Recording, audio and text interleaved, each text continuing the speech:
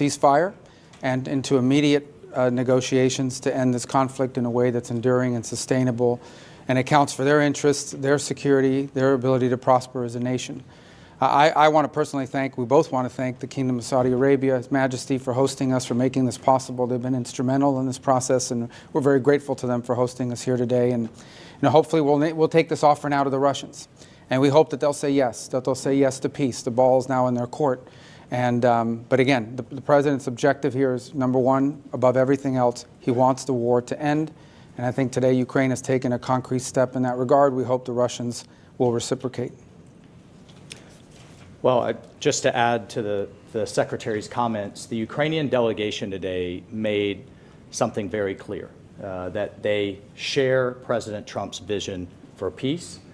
They share his determination to end the fighting, to end the killing, to end the tragic kind of meat grinder of people and national treasure that's happening on the front in Ukraine, number one. Number two, they made concrete steps and concrete proposals, not only accepting our proposal for a full ceasefire, which you can see the details of which are in our joint statement that we released together, but we also got into substantive details on how this war is going to permanently end, what type of guarantees they're going to have for their long-term security and prosperity, but also really looking at what it's going to take to finally end this, the horrific fighting. The other piece that I just want to make very clear is President Trump started this diplomatic effort in the Oval Office, talking to both leaders, both President Putin and President Zelensky back to back. And now that shuttle diplomacy continues. We have a named delegation in terms of next steps from the Russian side. We have a named delegation in terms of next steps from the Ukrainian side. I will talk to my Russian counterpart in the coming days. Secretary Rubio will be with G7 foreign ministers in the next couple of days. We have the NATO Secretary General in the White House on Thursday, and we'll take the process forward from there. So as a result of that, and I think as a result of this positive step forward, the President has decided to lift the pause on aid and on our security assistance to Ukraine going forward. And that's effective immediately. All right, your colleagues have chosen 3 questioners. Let's start with Alex Marquardt of CNN. Thank you. Several questions on the ceasefire. We understood that coming into this was a Ukrainian proposal for a partial ceasefire. How did this become an American proposal for an immediate 30-day ceasefire? And to be clear, you're talking about a complete ceasefire across the front line, not just the aerial and maritime ceasefire that the Ukrainians proposed. And then finally, how do you expect to take this to the Russians? Is it Mr. Witkoff, who we understand is heading to Moscow later this week? Will he deliver that to Putin? Will it be President Trump to President Putin? Will it be you and your counterparts? How will that actually happen and when? Well, on the first point, your question is yes.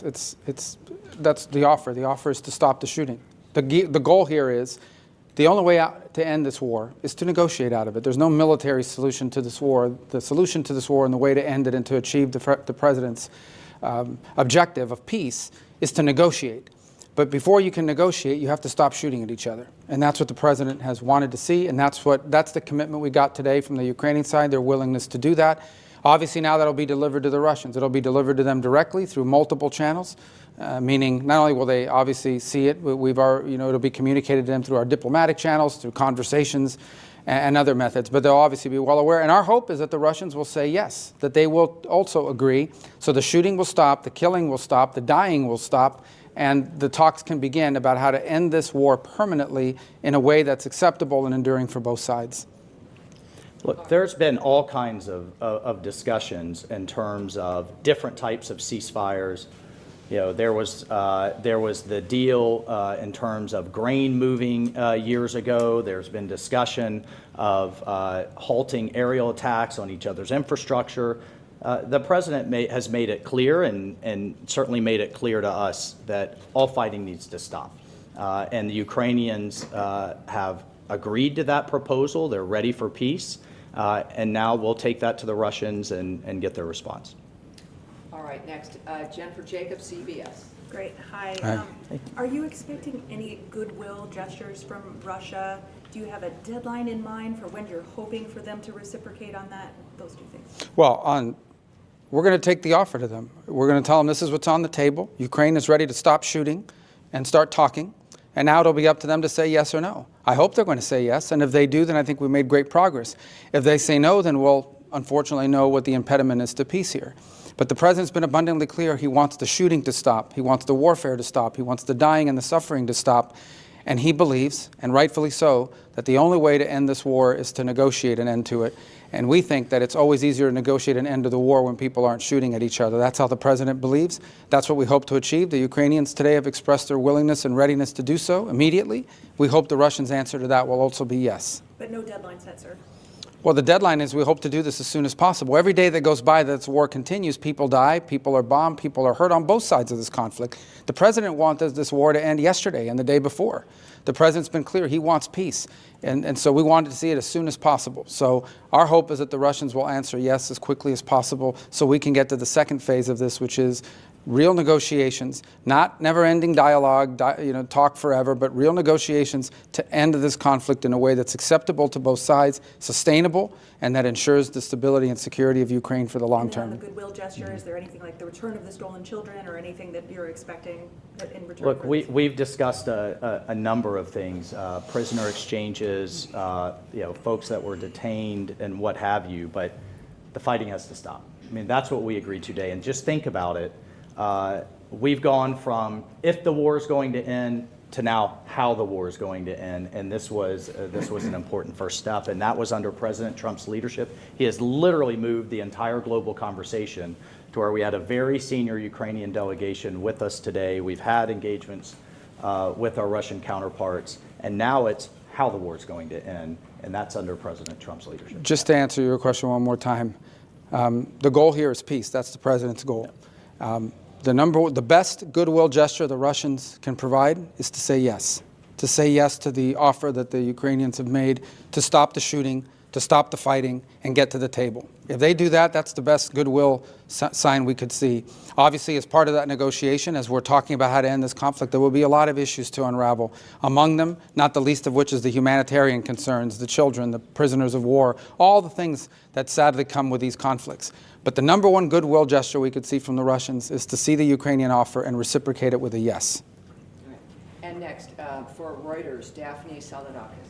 Thank you so much. Hi. Could you clarify what security assistance will be resumed? Does this include the PDAs? And why wasn't the minerals deal signed today? What are the outstanding issues there? And if I may, is the relationship with Ukrainian President Zelensky back on track? Do you back him? Well, let me answer the second or the third. You had two, and then I'll let the security advisor talk about the defense and security assistance. On the second question, well, let me answer first on the minerals deal. As part of our communication today, that is something that was negotiated through our Treasury and his counterpart on the Ukrainian side. And so the president, and you see that expressed, both presidents will instruct the appropriate members of our governments to bring to finality the signature of the deal and the signature of this agreement. So that was communicated today, and that's going to happen. That was not the subject of our talks today. I thought I expressed that on our way in. We were here in pursuit of peace. That doesn't mean the minerals deal is not very important. It most certainly is, and we expressed that today in the statements we put out jointly, that the president, our respective presidents, have instructed the appropriate members of their governments to bring this to finality and to conclusion. The second part of your question was? Does the security assistance include the No, there was one after that. and the Zelensky relationship There we go. back on track? Yeah.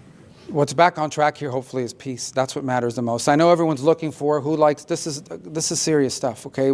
This is not Mean Girls. This is not some episode of some television show. This is very serious. Today people will die in this war. They died yesterday, and sadly, unless there's a ceasefire tonight, they'll die tomorrow. The president wants that to stop. That's what he's interested in here. That's why we came here. That's why we're grateful for the Kingdom of Saudi Arabia hosting us here.